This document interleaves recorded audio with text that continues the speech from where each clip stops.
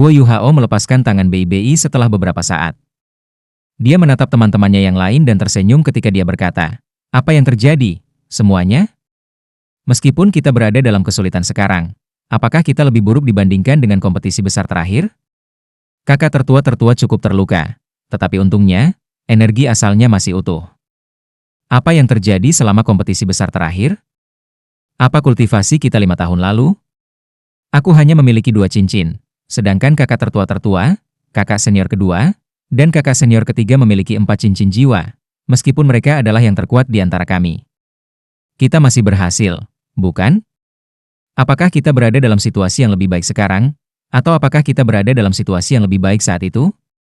Kita harus kembali dengan kemenangan besar untuk menyambut kepulangan Bei Bei.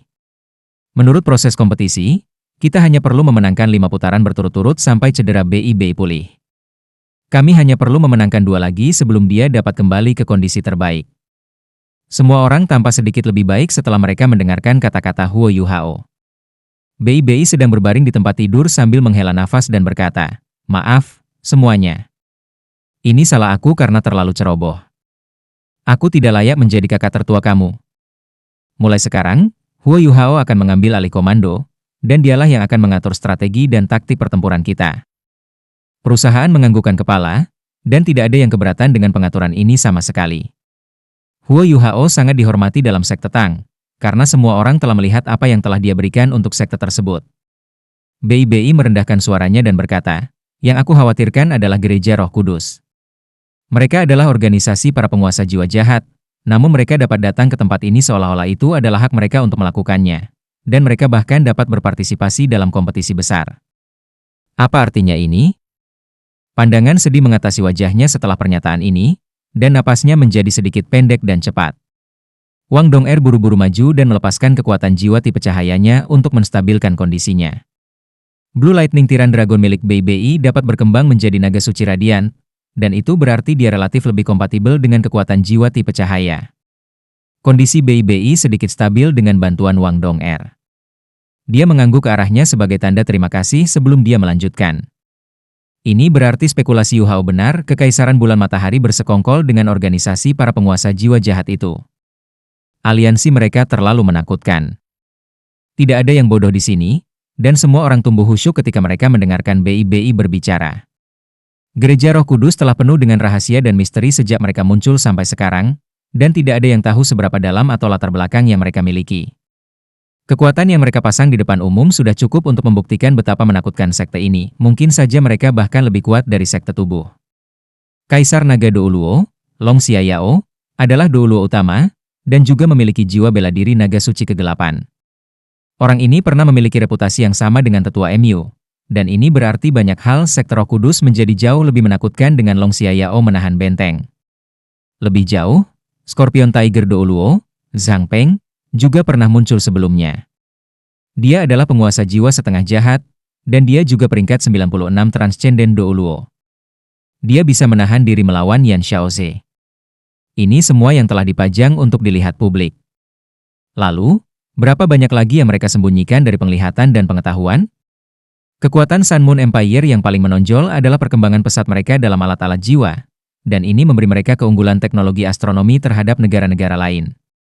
Keuntungan Kekaisaran Sun Moon dalam hal ini telah menjadi semakin jelas dari waktu ke waktu, dan senjata terbesar yang dimiliki 3 negara asli terhadap Kekaisaran Sun Moon adalah penguasa jiwa. Setiap negara memiliki beberapa titol Douluo yang menopang segalanya, dan titol Douluo ini dikembangbiakan untuk pertempuran. Jika salah satu dari mereka bisa menerobos ke dalam lingkaran dalam tentara yang dilengkapi dengan alat jiwa, kehancuran dan pertumpahan darah yang bisa disebabkan oleh gelar Douluo ini akan sangat mengerikan. Menurut aturan Tuan Jiwa yang tidak diucapkan, Tuan Jiwa tingkat tinggi tidak diizinkan untuk menyerang warga normal, sementara mereka yang bisa menggunakan alat jiwa juga ahli jiwa. Selain itu, jika dorongan datang untuk mendorong, aturan-aturan yang tak terucapkan itu tidak akan berarti apa-apa, karena apa yang lebih penting daripada kelangsungan hidup suatu negara? Ini adalah alasan utama mengapa Kekaisaran Sun Moon tidak melakukan banyak selama bertahun-tahun. Mereka telah kehilangan gelar Sun Moon kontinen mereka sejak Perang Suci, dan mereka tidak berani kehilangan kedua kalinya. Jika mereka melakukannya, 3 negara asli benua Douluo yang telah terancam oleh Kekaisaran Sun Moon tidak akan pernah membiarkan mereka pergi. Mereka pasti akan memberikan segala yang mereka miliki untuk menyerang Kekaisaran Bulan Matahari, Sehingga Kekaisaran Matahari Bulan tidak akan memiliki ruang bernapas yang mereka miliki bertahun-tahun yang lalu. Kebuntuan antara guru jiwa dan insinyur jiwa telah menyebabkan keseimbangan saat ini. Tiga negara asli benua Douluo secara kolektif lebih kuat daripada Kekaisaran Sunmoon, karena mereka adalah tiga negara melawan satu, setelah semua. Di sisi lain, negara pertama yang bergerak melawan Kekaisaran Sunmoon tidak diragukan lagi akan mengalami kerugian terbesar, dan inilah alasan mengapa tidak ada yang melakukan sesuatu. Keseimbangan ini telah dipertahankan selama bertahun-tahun. Namun, keseimbangan ini menjadi semakin tidak stabil dari waktu ke waktu. Kekaisaran Sunmoon telah menikmati perkembangan pesat dan ekspansi dalam beberapa tahun terakhir, sementara bukti aliansi teduh mereka dengan Gereja Roh Kudus juga muncul. Gereja Roh Kudus berani keluar di siang hari bolong, apa artinya ini? Ini berarti bahwa mereka tidak takut ditemukan. Mereka tidak takut ketahuan oleh tiga negara asli benua Douluo atau oleh Shrek Academy, karena entitas ini tidak lagi berarti bagi mereka.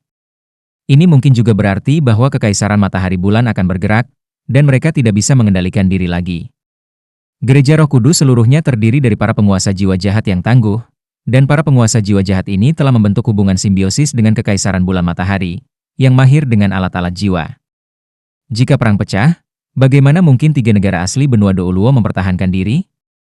Sejak Kaisar Naga Douluo muncul, Paviliun Dewa Laut telah memutuskan bahwa Shrek Guardian akan mencurahkan seluruh energi dan perhatian mereka pada gerakan Gereja Roh Kudus, karena mereka tidak bisa membiarkan siswa dan guru mereka menyerahkan hidup mereka tanpa biaya. Paviliun Sigot telah menyelenggarakan beberapa pertemuan dan konferensi untuk membahas Gereja Roh Kudus, apa yang diwakili oleh penampilan Ultimate Douluo. Tidak peduli seberapa banyak anggota Tang Sekte tidak mau mengakuinya, mereka semua sangat jelas bahwa Kaisar Naga Douluo sendiri bisa menekan seluruh Akademi Shrek. Tetua Xuan berkultivasi 2 kali lebih sering dari biasanya. Huo Yuhao bahkan mendengar dari Xiao Xiao bahwa Tetua Xuan hampir menjadi gila karena dia terlalu terburu-buru. Master Paviliun Dewa Laut saat ini ingin menerobos dan menjadi Douluo utama secepat yang dia bisa, sehingga dia bisa menyamai Long Xia Yao.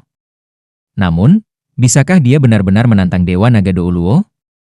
Bahkan jika Tetua Xuan benar-benar menjadi Douluo utama, Dewa Naga Douluo sudah berada di level ini lebih lama, dan itu akan menjadi tugas yang sangat menantang bagi Tetua Xuan untuk mengalahkannya. Tetua Xuan pernah mengatakan bahwa Long Xia Yao mungkin lebih kuat daripada pemimpin sekte tubuh sekte, Du Buxi. Tidak ada yang berani berdebat jika seseorang mengklaim bahwa Long Xia Yao adalah individu nomor 1 di seluruh benua. Suasana di dalam ruangan terasa sedikit tertahan. Kemunculan Gereja Roh Kudus tidak lagi hanya masalah bagi turnamen Master Jiwa Pemuda Elit-Elit, penampilan mereka telah memengaruhi keseimbangan politik seluruh benua. Shrek Academy terletak di pusat tiga negara asli benua Douluo, dan Great Star Dough Forest ada di belakang mereka. Namun, bisakah Shrek Academy menghindari partisipasi jika perang akhirnya pecah?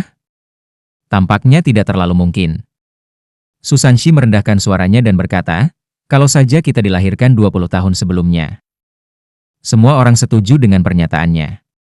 Meskipun mereka semua adalah anggota generasi muda yang sangat luar biasa, mereka masih terlalu muda, dan itu berarti kultivasi mereka masih terbatas. Mereka masih jauh dari individu-individu kuat yang benar-benar dapat mempengaruhi arah perang. Warna kembali ke wajah BBI dengan bantuan Wang Dong'er. Dia berjuang untuk mengangkat tangannya dan mengambil medali emas yang diberikan Putri Jiu Jiu, yang dia berikan kepada Huo Yuhao. Yuhao, pergi dan cari Putri Jiu Jiu, dan katakan padanya apa yang kita pikirkan. Aku percaya bahwa dia cukup pintar untuk memahami gawatnya situasi. Dan kemudian kita akan melanjutkan dengan rencana awal kita. Waktu adalah hal yang paling penting, jadi tidak ada yang bisa dilakukan jika kita harus sedikit terburu-buru. Mereka di sini untuk mewakili sekte Tang dalam kompetisi musim ini, tetapi mereka memiliki niat lain selain hanya mempromosikan sekte tersebut. Perkembangan sekte terkait dengan dua hal, seberapa kuat sekte itu, dan keuangan sekte itu. Sekte Tang tidak bisa dianggap kuat sama sekali, tetapi Akademi Shrek ada di belakang mereka, dan mereka berada di kota Shrek, jadi mereka tidak perlu khawatir tentang keselamatan sekte mereka. Itu juga berarti bahwa hal paling penting yang mereka butuhkan sehingga sekte mereka dapat berkembang secara stabil dan cepat untuk waktu yang lama adalah uang.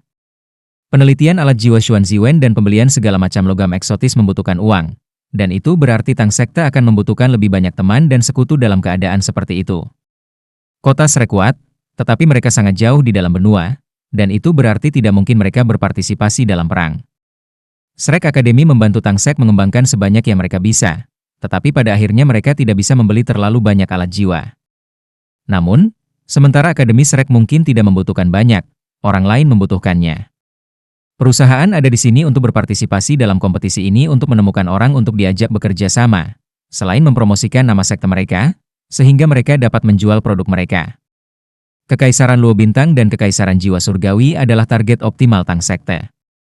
Mereka sudah bertemu Putri Jiu Jiu begitu mereka tiba hari ini, dan memulai dengan awal yang baik. Ini awalnya merupakan awal yang fantastis untuk Sekte Tang, dan BI awalnya ingin menemukan Putri Jiu Jiu untuk putaran negosiasi yang lebih rinci setelah mereka mendapatkan hasil yang layak dalam kompetisi. Namun, penampilan Gereja Roh Kudus mengganggu rencana awal mereka. Di sisi lain, dan dari perspektif lain, keberadaan Gereja Roh Kudus bermanfaat bagi upaya mereka untuk mempromosikan produk-produk Tang Sekte. BI tidak berada dalam pikiran yang benar sejak Tangnya muncul, tapi dia masih kakak tertua Sekte Tang. Dia segera memutuskan jalan mana yang menghasilkan keuntungan dan manfaat terbesar, dan menyampaikan informasi tentang Gereja Roh Kudus ke Kekaisaran Bintang Luo tidak diragukan lagi akan memberikan mereka persahabatan dan persahabatan yang lebih baik dengan Putri Jiu Jiu. Ini juga berarti bahwa mengeluarkan produk Tang Sek sesudahnya akan jauh lebih mudah dari sebelumnya. Kerjasama yang lebih dalam tidak akan mudah, tetapi awal yang baik untuk pertemuan pertama mereka sudah cukup. Huo Yuhao mengambil medali emas dan mengangguk. Baiklah, aku akan pergi sekarang. Istirahatlah, kakak senior tertua. Susanshi berkata, jangan khawatir, aku akan menjaganya. BI membentak, aku akan senang jika kamu tidak membuatku kesal. Anehnya, Susanshi tidak bertengkar dengannya dan berkata, baiklah, sudah cukup tidurlah. Setiap orang harus kembali ke kamarnya untuk beristirahat. Kamar ini sangat kecil dan ada begitu banyak orang berkumpul di sini, ke titik di mana udaranya tidak begitu baik lagi. Semua orang meninggalkan kamar BI dan Susanshi satu demi satu. BI menyaksikan semua orang pergi sebelum dia menutup matanya dengan lelah, dan bayangan mata kosong yang muncul berulang-ulang di benaknya. Xiao Ya. Senyum tipis muncul di wajah pucat BI, tetapi tidak ada yang tahu apa yang dia pikirkan saat ini. Tidak sulit menemukan kamar tempat Akademi Nasional Star Luo menginap. Dengan status Putri Jiu Jiu, dan di samping hasil teladan Akademi Bintang Luo di kompetisi sebelumnya, mereka diatur dalam tingkat yang relatif lebih tinggi. Namun, mereka tidak berada di level tertinggi. Huo Yuhao memegang medali emas, dan anggota tim Akademi Nasional Star Luo mengantarnya ke Putri Jiu Jiu. Sang putri tampak sedikit kesal, dan dia duduk di sofa. Ekspresinya kembali normal hanya ketika dia melihat Wang Dong'er mendorong kursi roda Huo Yuhao ke dalam ruangan. Mengapa kamu di sini? Su Jiu mengangguk pada Huo Yuhao sebagai salam, tapi matanya sedikit ragu. Huo Yuhao tidak menjawab pertanyaannya. Sebaliknya, dia mengubah topik pembicaraan dan berkata, Akademi Nasional Star Luo hanya bisa tinggal di kamar tingkat kedua. Aku ingin tahu siapa yang tinggal di kamar tingkat pertama? Wajah Su Jiu menjadi hitam ketika dia berkata, Huo Yuhao, apakah kamu di sini untuk membuatku kesal? Huo Yuhao tersenyum dan berkata, mengapa aku harus? Dibandingkan dengan kamu dan perusahaan kamu, Sekte Tang dan aku jauh lebih buruk, kami tinggal di kamar terburuk, dan kami telah menerima keramahan terburuk. Aku di sini hari ini untuk memberitahu kamu sesuatu yang penting. Su Jiu sedikit terkejut, tetapi dia memiliki temperamen dan ketenangan yang besar, dan mendapatkan kembali ketenangannya dalam waktu singkat.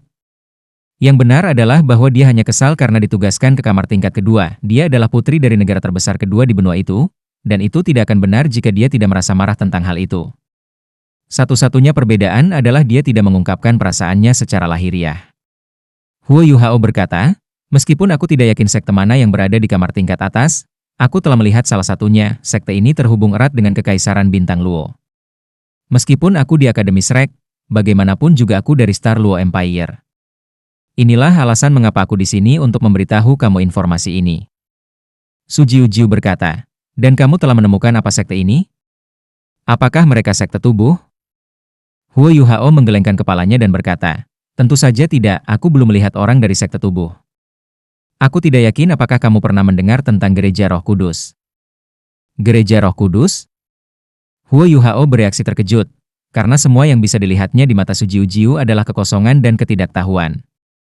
Menurut kecerdasan yang diakumulasi oleh Akademi Shrek, putri ini bertanggung jawab atas karya intelijen Star Luo Empire, namun mereka tidak tahu apa-apa tentang Gereja Roh Kudus.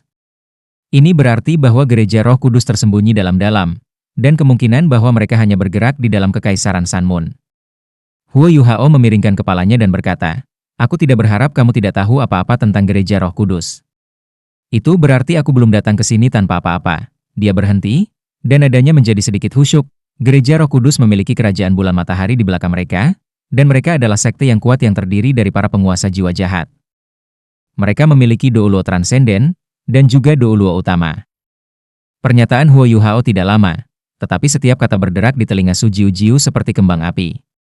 Putri yang tenang dan santai ini tidak bisa lagi menjaga ketenangannya, dan dia melompat dari sofa seolah ada sesuatu yang tajam menusuk pantatnya. Dia berseru dengan ketakutan, "Apa yang kamu katakan?